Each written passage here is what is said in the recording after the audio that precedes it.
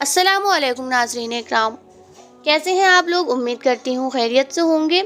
آج ہم آپ لوگوں کو حضرت یوسف علیہ السلام کے حسن و جمال کے بارے میں بتانے والے ہیں کہ کس قدر یوسف علیہ السلام اتنے حسین اور جمیل تھے کہ ہر کوئی شخص انہیں دیکھتا ہی رہ جاتا تھا۔ ویڈیو شروع کرنے سے پہلے اگر آپ ہمارے چینل پر نئے ہیں تو چینل کو سبسکرائب کر دیں اور ویڈیو کو لاسٹ تک لازمی دیکھیں۔ زلیخا حضرت یوسف علیہ السلام کی محبت میں کچھ اس طرح دارفتہ ہوئی کہ اسے اپنا ہوش نہ رہا اور اس کی محبت کے چرچے سارے مصر میں ہونے لگے، اور شریف گھرانے کی عورتیں کہنے لگیں کہ زلیخا کو تو اپنے ناموس اور پردے و عفات کا لحاظ بھی نہ رہا اور وہ ایک نوجوان کا دل لبھانے لگی ہے۔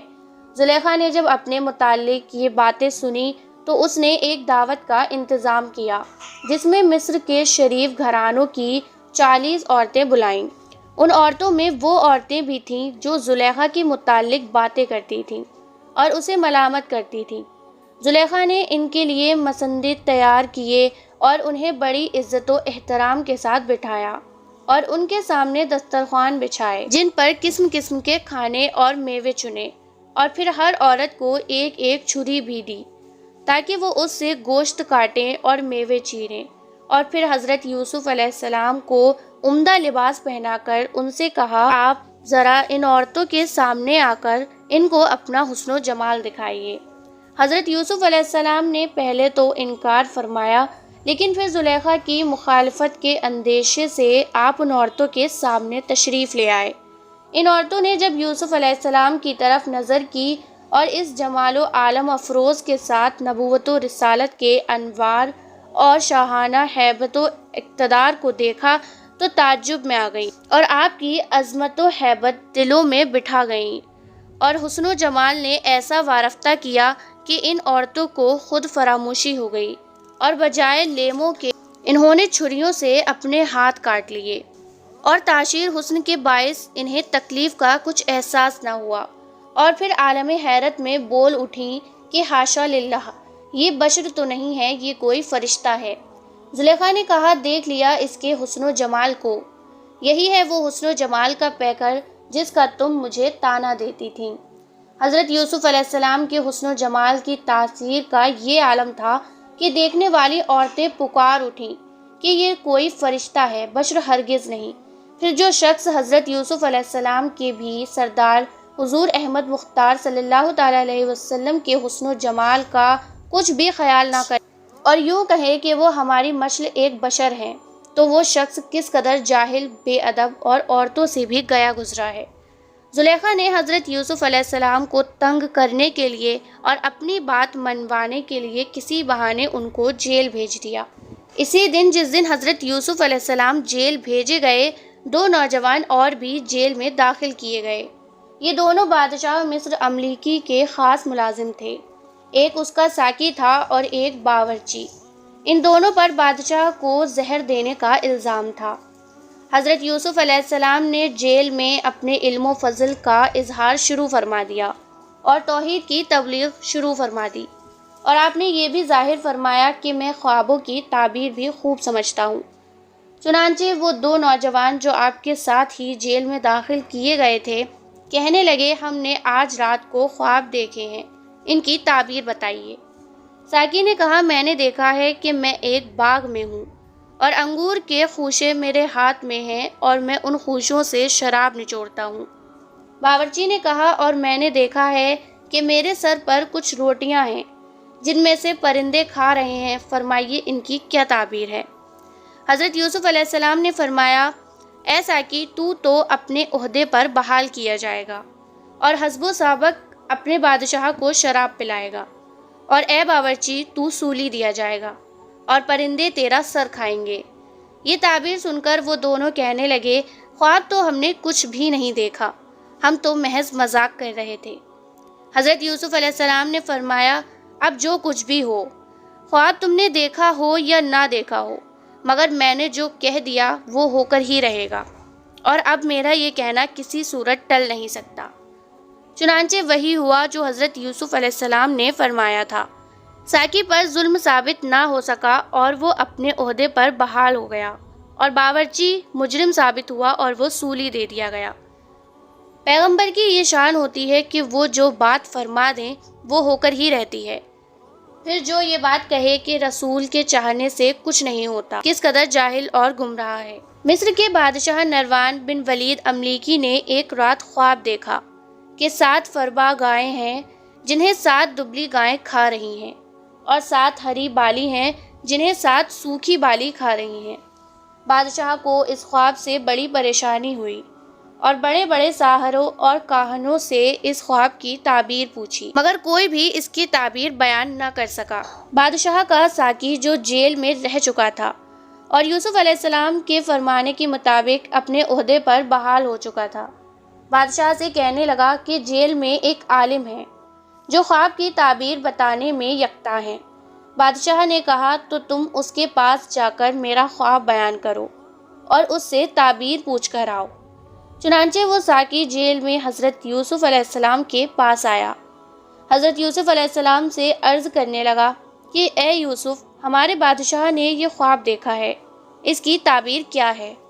آپ نے فرمایا اس کی تعبیر یہ ہے کہ تم 7 برس لگاتار کھیتی کرو گے اور غلہ خوب ہوگا۔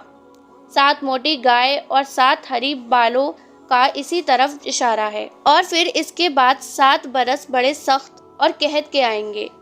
ان سالوں میں تم پہلے 7 سالوں کا جمع کرا غلہ کھا جاؤ گے۔ 7 دبلی گائے اور خشک بالوں کا اشارہ اسی طرف ہے۔ پھر اس کے بعد 1 برس ایسا آئے گا جس میں خوشحالی کا دور ہوگا اور زمین سرسبز ہوگی اور درخت خوب پھلیں گے۔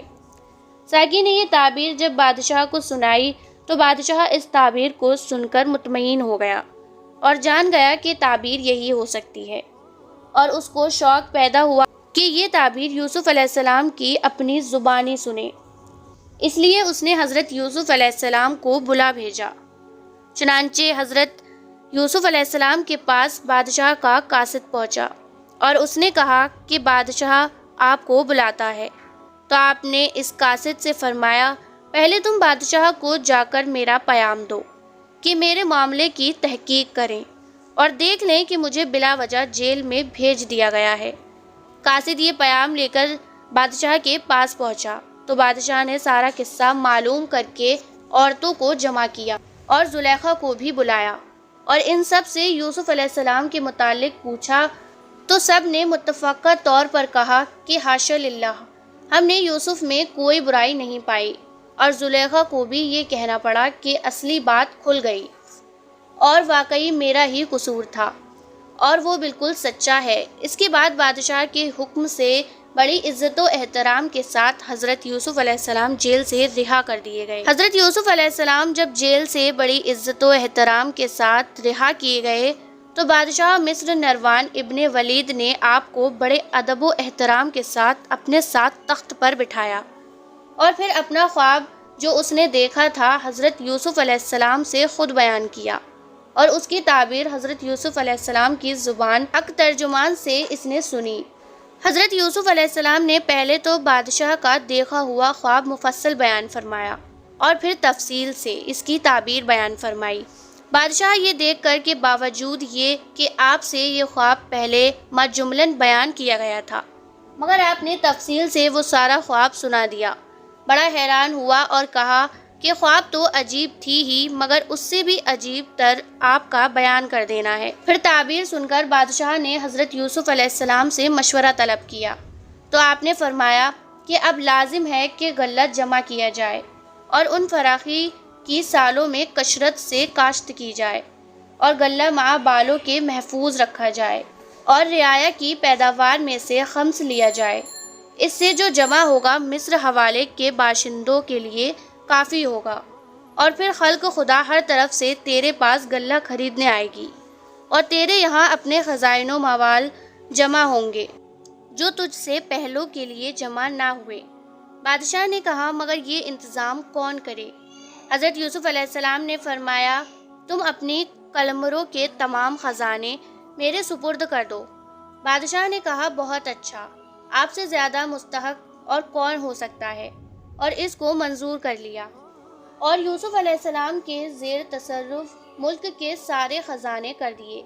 اور پھر 1 سال کے بعد بادشاہ نے حضرت یوسف علیہ السلام کو بلا کر آپ کی تاج پوشی کی اور تلوار مہر آپ کے سامنے پیش کی اور آپ کو طلائی تخت پر بٹھا کر اپنا ملک آپ کے سپرد کر دیا اور عزیز مصر کو معزول کر دیا اور خود بھی مشل رعایا کے حضرت یوسف علیہ السلام کے تابع ہو گیا۔ اللہ تعالیٰ بڑا بے نیاز اور حکیم ہے اور اس نے اپنے پیغمبروں کو بڑے بڑے تصرف و اختیار اور خزائن ارض پر تسلط عطا فرمایا ہے، اور یہ بھی معلوم ہوا کہ اقامت عدل اور حفاظت دین کی خاطر کسی ظالم بادشاہ سے عہدہ طلب کرنا اور قبول کر لینا جائز ہے۔ آپ لوگوں کو ویڈیو کیسی لگی کمنٹ میں ضرور بتائیں۔ ہمارے چینل پر نئے ہیں تو چینل کو سبسکرائب کر دیں، ساتھ ہی ساتھ بیل آئیکن بھی پریس کر دیں جس سے کہ لیٹسٹ ویڈیو کی نوٹیفیکیشن آپ لوگوں کو مل سکے۔ ملتے ہیں نیکسٹ ویڈیو میں، تب تک کے لیے اللہ حافظ، دعائے خیر میں یاد رکھیں۔